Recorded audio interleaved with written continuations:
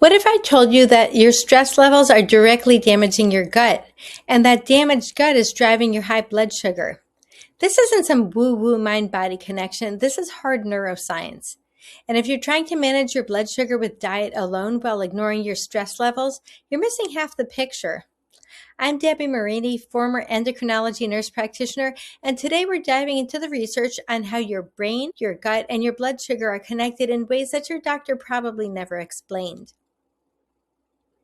Here's what's happening in your body right now if you're chronically stressed. When your brain perceives stress, whether it's work deadlines, family conflict, or even the stress of trying to be perfect with your diet, it produces compounds called neuropeptides and neurocorticoids. You might know cortisol, that's one of them, but there are dozens of these stress chemicals, and here's what recent research published in Nature Reviews Neuroscience shows they do. First, they trigger inflammation throughout your entire body, not just a little inflammation, chronic inflammation that creates insulin resistance. Second, they directly damage your gut microbiome. These stress hormones change the composition of your gut bacteria, killing off beneficial strains and allowing inflammatory bacteria to take over. And third, this is the part that shocked me when I first learned it. Those damaged gut bacteria send signals back to your brain that create more stress and anxiety. It's a vicious cycle. Your stress damages your damaged gut makes you more stressed, and the whole time your blood sugar is getting worse. Let me break down exactly how this works. Your gut produces about 90% of your body's serotonin. That's your happiness neurotransmitter. It also produces GABA, which calms your nervous system, and dozens of other compounds that regulate your mood and stress response. But when stress hormones damage your gut microbiome, that production shuts down. You literally lose your ability to produce the chemicals that make you feel calm and happy. And here's where blood sugar comes in. That damaged gut increases something called intestinal permeability. You might have heard it called leaky gut. When your gut lining becomes permeable, bacterial toxins leak into the bloodstream, triggering massive inflammation.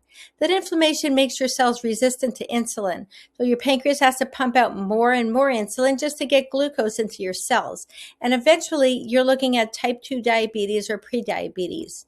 And all because of a stress response that started in your brain, damaged your gut, and ended up dysregulating your metabolism.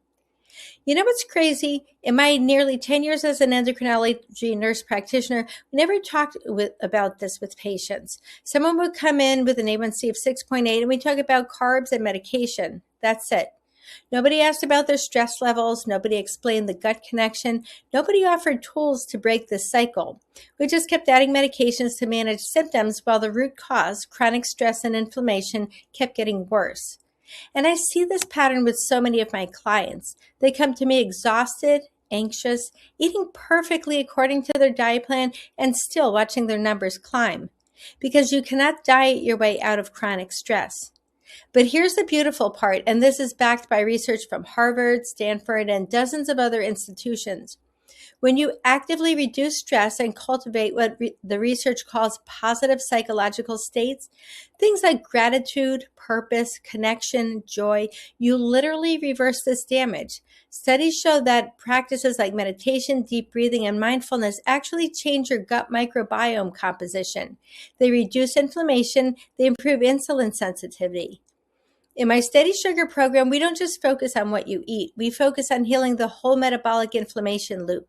We use targeted nutrition to calm gut inflammation and rebuild beneficial bacteria, but we also incorporate stress management techniques that are specifically designed to support metabolic health, not just random relaxation, but evidence-based practices that lower neurocorticoids and heal the gut-brain axis.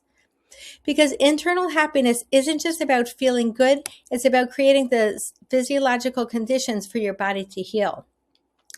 I had a client, a high-powered attorney, type A personality, who came to me with an A1C of 7.1. He was eating low carb, exercising religiously, doing everything right. But he was working 70-hour weeks, sleeping 5 hours a night, and living in constant fight or flight mode. We didn't change his diet much at first. We started with nervous system regulation. Simple practices, 10 minutes of breath work in the morning, a short walk after lunch, setting boundaries around email. Within 6 weeks, his fasting blood sugar dropped 25 points.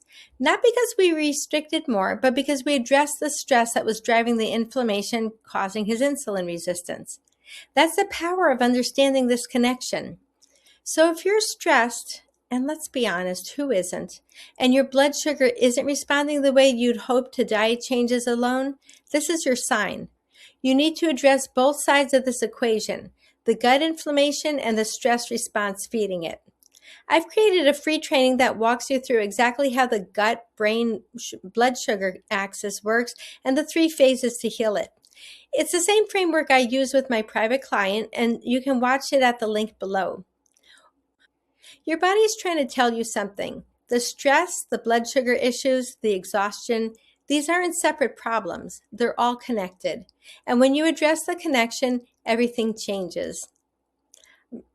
I'll see you in the next video where we're talking about how exercise, the right kind of exercise, can actually rebuild your gut microbiome and reverse metabolic dysfunction.